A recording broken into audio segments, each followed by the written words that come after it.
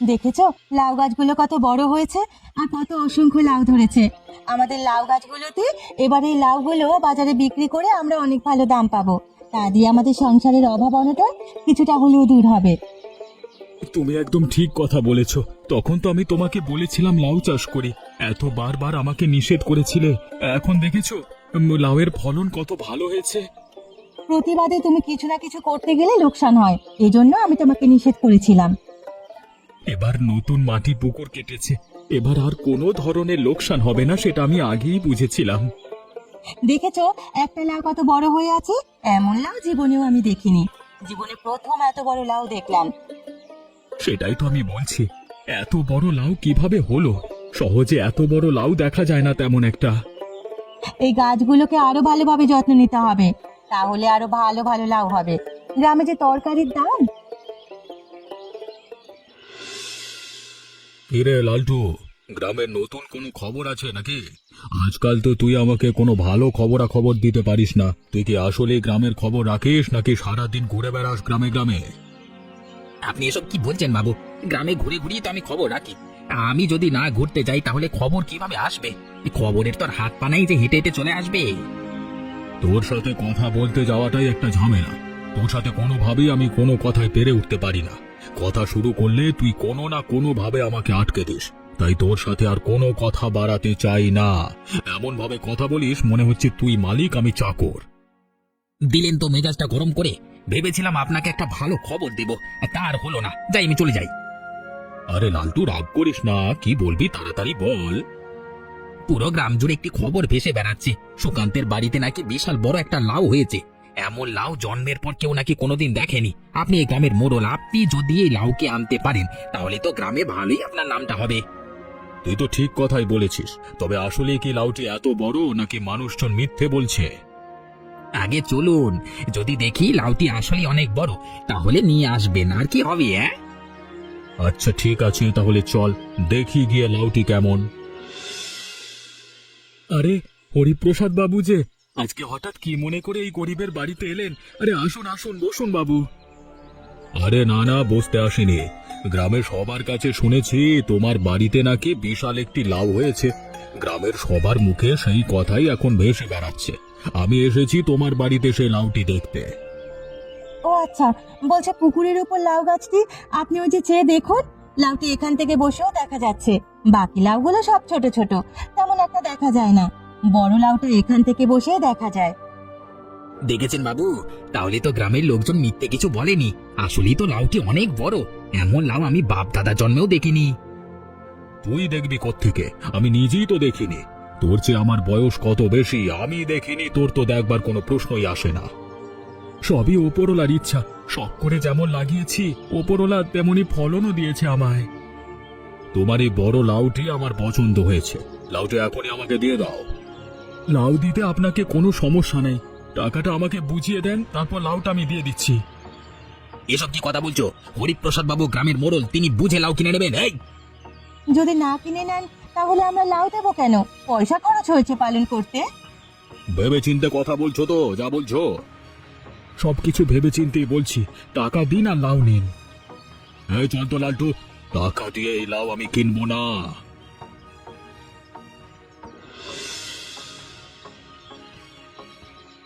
কিরে লালটু, তুই আবার থেমে গেলি কেন? যাবি না নাকি? আমি আপনার সাথে কোনোভাবেই কাজ করতে রাজি নই। আপনার মতো মানুষের কাজ করা থেকে না করা অনেক ভালো। আপনার মান ইজ্জত না থাকতে পারে, আমার মান ইজ্জত আছে। আমার অপমান বোধ আছে।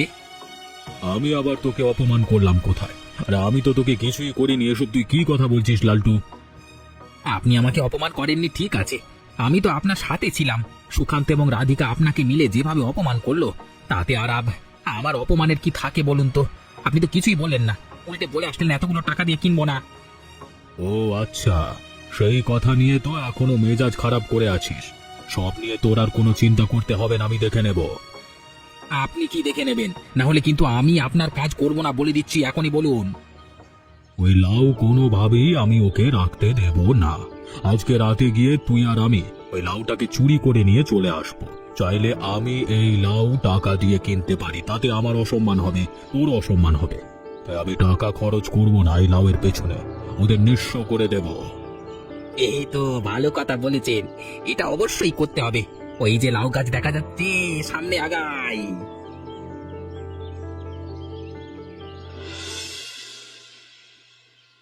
কি গো অনুরাধা দি, হঠাৎ করে আজকে আমাদের এদিকটায়? তোমাকে তো আজকাল তেমন একটা দেখতে পাই না। কোথায় থাকো তুমি বলো তো? কি করবো বলো, তোমাদের এই দিকটা আসার সময় পাই না। কিছুদিন ধরে দিনকাল তেমন একটা ভালো যাচ্ছে না, কি করে এদিকটা আসবো বলো তো?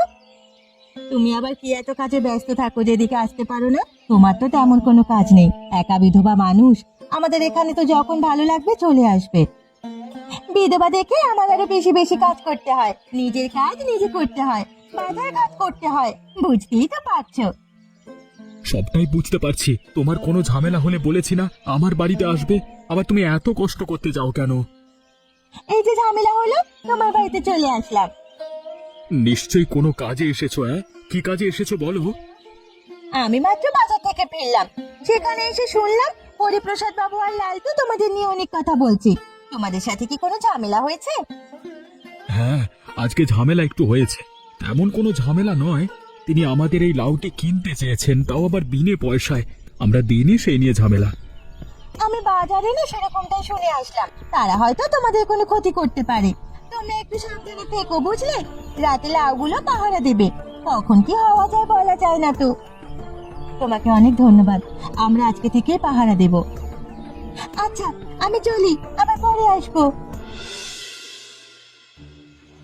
ওই যে সামনে সুকান্তর বাড়ি দেখা যায়, আমরা গিয়ে দুজনের সব লাউগুলো নিয়ে আসব। তারপর বেটা বুঝবে আমাদের সাথে ঝামেলা করবার আসল মজা। সব লাউগুলো নিয়ে তো আমাদের কাজ নেই। আমাদের যে বড় লাউটি দরকার সেটা আমরা নিয়ে যাব। সেটা নিয়ে গেলে গ্রামে আমার নাম রাখা হবে। ছোটগুলো নিয়ে গেলে কোনো লাভ হবে না, কষ্ট হবে। আরে বাবু, আপনি কেন বুঝতে পারছেন না? আমাদের সাথে ঝামেলা করেছে, বড় লাউটি নিলে ওদের তেমন ক্ষতি হবে না। সবগুলো লাউ যদি আমরা নিয়ে যাই, তাহলে ওদের বিশাল বড় লোকসান হয়ে যাবে। কখনো আর আমাদের সাথে পাঙ্গা নিতে আসবে না। সেটা তুই ঠিকই বলেছিস। আর একটা কাজ করা যায়। কি কাজ বাবু? আমরা নিয়ে আসবার পর আর কখনো যেন ওদের লাউ না জন্মায়, সেই জন্য সমস্ত গাছগুলো নষ্ট করে দিয়ে আসবো। তাহলে ওরা আরো বেশি করে জব্দ হবে। এই তো আপনি একটা ভালো কথা বলেছেন, এটা অবশ্যই করতে হবে। ওই যে লাউ গাছ দেখা যাচ্ছে, সামনে আগাই চলুন।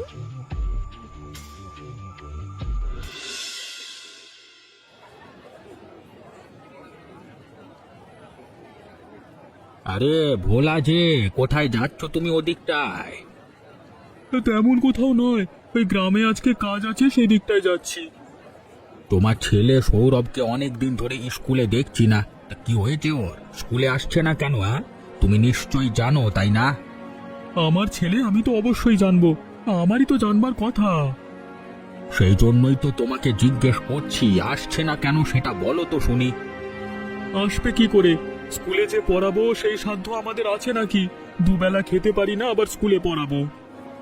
সৌরভ তো ভালো ছাত্র, ক্লাসে সবচেয়ে ভালো ছাত্র তোমার ছেলে। তা ও যদি ক্লাসে না যায় সেটা কিভাবে হয় বলো তো? একদিন ও তো আমাদের গ্রামের মুখ উজ্জ্বল করবে।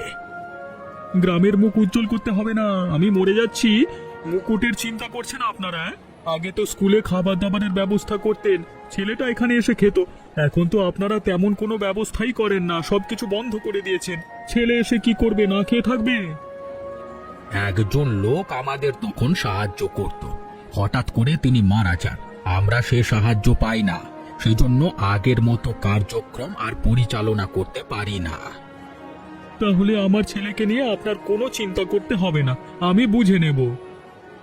আচ্ছা ঠিক আছে, তুমি রাগ করো না। আমরা দেখি আবার সবটা নতুন ভাবে শুরু করা যায় কিনা। যদি করতে পারি তোমার ছেলেকে পাঠিয়ে দেবে কিন্তু। আপনারা শুরু করুন, আমি পাঠিয়ে দেব, কোনো সমস্যা হবে না। এই যে সৌরভ, কি করছো? খেলাধুলা করছো বন্ধুদের সাথে, স্কুলে আসছো না কেন? স্যার, আপনি কেমন আছেন? বাবা এখন আর আমাকে স্কুলে আসতে দেয় না, বাড়ির কাজকর্ম করান, সেজন্য আমি এখন আর স্কুলে আসতে পারি না, তেমন একটা খেলাধুলাও করতে পারি না। বাবা বাড়িতে না থাকলে ফাঁকি দিয়ে এখানে চলে আসি, বন্ধুদের সাথে খেলাধুলা করি। সেসব নিয়ে তোমাকে কোনো চিন্তা করতে হবে না, তুমি তো ক্লাসের সব থেকে ভালো ছাত্র। তোমার বাবার সাথে আমার কথা হয়েছে, তিনি বলেছেন এখন থেকে তোমাকে আবার স্কুলে পাঠাবেন। কালকে থেকে তুমি কিন্তু স্কুলে চলে আসবে। আমরা আবার আগের মতো পড়াশোনা করব সবাই মিলে। তুমি হবে সবচেয়ে ভালো ছাত্র, মনে থাকে জানো। যত পড়ালেখা পেছনে চলে গেছে সেগুলো সব পড়তে হবে নতুন করে কিন্তু। আপনি কি সত্যি কথা বলছেন স্যার? আমি কালকে থেকে আবার স্কুলে আসতে পারবো? বাবা আমাকে নিজে স্কুলে পাঠাতেন। আমার তো কোনোভাবেই বিশ্বাস হচ্ছে না। আসলে কি বাবা আমাকে আসতে দেবে? তুমি কোনো চিন্তা করো না, আমি তোমার বাবার সাথে কথা বলেছি। তোমার বাবা আমাকে বলেছে যে তোমাকে আসতে দেবে। দরকার প্রয়োজনে তুমি তোমার বাবার সাথে কথা বলে নিও, তাহলেই তো বুঝতে পারবে বাবা। তাহলে কালকে থেকে আমি স্কুলে চলে আসবো। আচ্ছা ঠিক আছে, চলে এসো। এখন যাও, খেলাধুলা করো। কিরে সৌরভ, কি করছিস তুই এখানে? তেমন কিছু না বাবা, আমার স্কুলের ব্যাগ, খাতা, কলম সবকিছু গোছগাছ করছি। এতদিন ধরে করা হয় না, কোথায় কি পড়ে গেছে, হারিয়ে গেছে সেটাও বুঝতে পারিনি। সবকিছু খুঁজতে হচ্ছে আমাকে। তোকে না বলেছি পড়ালেখা করতে হবে না? এখন থেকে আমার সাথে মাঠে কাজ করবি, ভালো পয়সা পাবি, দুজনের ভালোভাবে চলবে। তুই আবারও সেই বই খাতা খোঁজা শুরু করে দিয়েছিস। এ তুমি কি বলছো বাবা? তুমি না লক্ষ্মীনাথ স্যারের কাছে বলেছো এখন থেকে আমাকে স্কুলে পাঠাবে।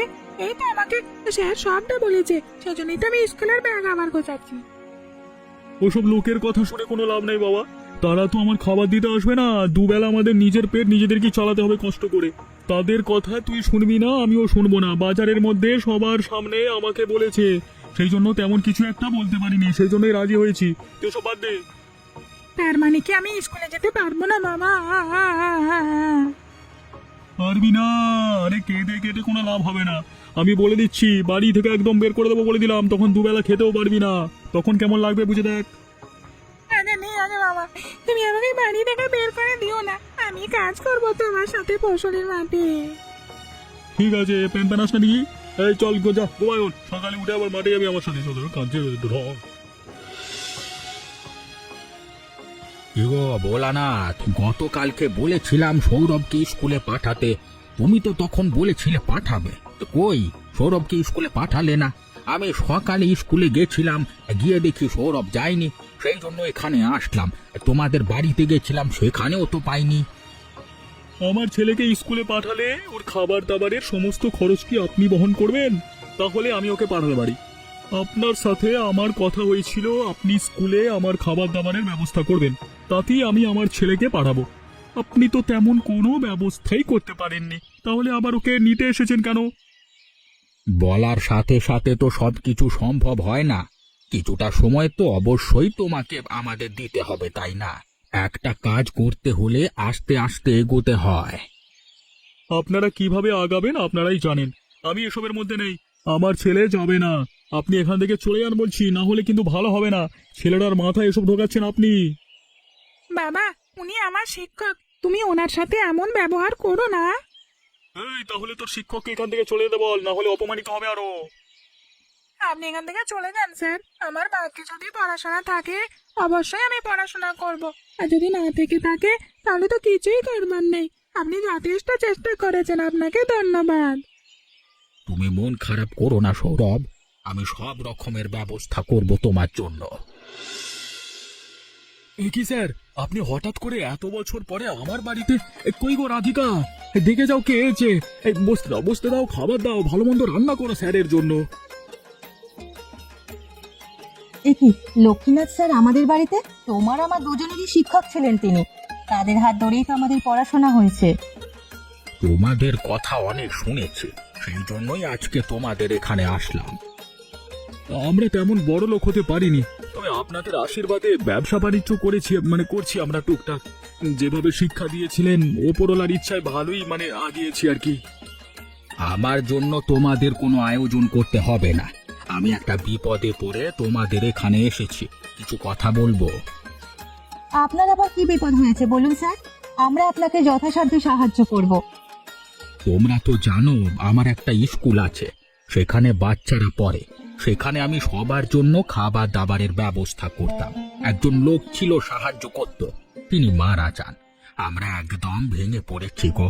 স্কুলে বাচ্চারাও আসছে না, সবাই ক্ষেত খামারে কাজ করছে। অনেকের কাছে আমি গিয়েছি, সবাই সাহায্যের কথা বলেছে আমাকে করবে, কিন্তু সবাই আমাকে কেউ আমাকে ফিরিয়ে দেয়নি। তোমাদের কাছে হয়েছি গো।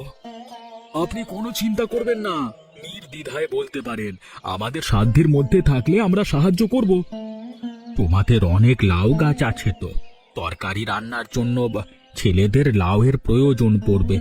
আমার যদি কিছু ভালো জাতের লাউয়ের বীজ দাও আর কিছু লাউ দাও, তাহলে অনেক ভালো হয় আমার জন্য।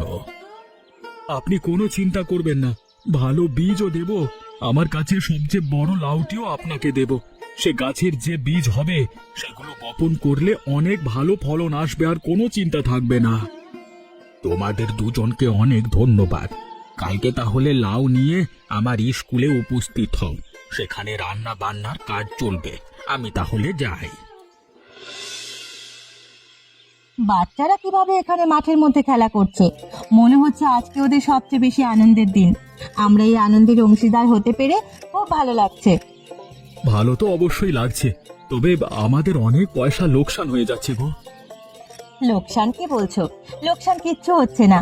যে পরিমাণ আমাদের লাভ আছে ওগুলো দিয়ে লাভ করতে পারবো। তেমনটা বলিনি, বড় লাউয়ের পয়সাটা তো গেল। এইসব নিয়ে আফসোস করো না, উপরওয়ালা আমাদের এর চেয়ে ভালো দেবে। এ কি অনুরাধাদি, তুমি এখানে? তোমরাই শুধু সাহায্য করতে পারবে? আমি বুঝি সাহায্য করতে পারি না? আমার সাহায্য বুঝে এরা নেবে না, তাই না? আরে বাবা, তুমি এমন ভাবে বলছো কেন? আমি তেমনটা বলিনি। তোমাকে দেখে অবাক হলাম, তোমাকে তো এতক্ষণ দেখিনি। আমি তো মজা করে বললাম। এই বাচ্চাদের রান্না বান্নার দায়িত্ব আমার উপরেই পড়েছে। পয়সা সেরেছে, আমি পয়সা নেব না বাচ্চাদের রান্নার জন্য, বুঝলে?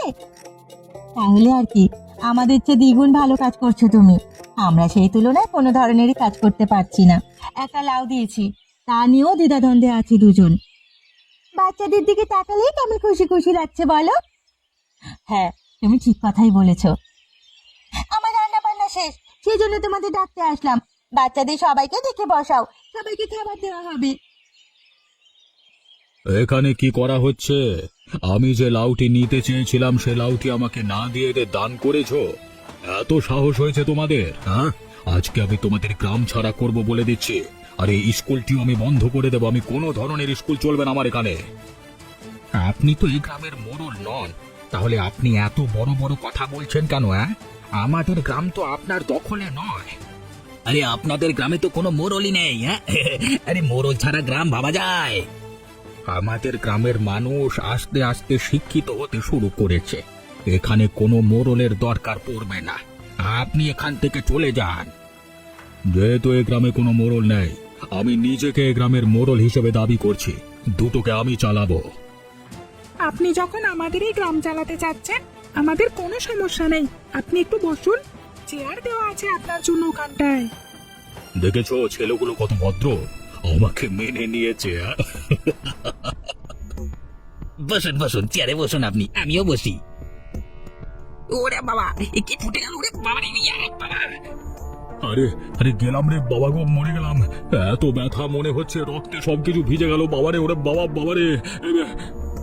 বাবু বাবু, তাড়াতাড়ি এখান থেকে চলুন, এখানে থাকা মোটেও ঠিক হবে না। ওরে বাবা, বাচ্চারা মোটেও ভালো না। এখান থেকে চলুন, পালাই, না হলে মরে যাবো। ও আজকে হাসপাতালে গিয়ে ভর্তি হতে হবে, তাড়াতাড়ি চলুন।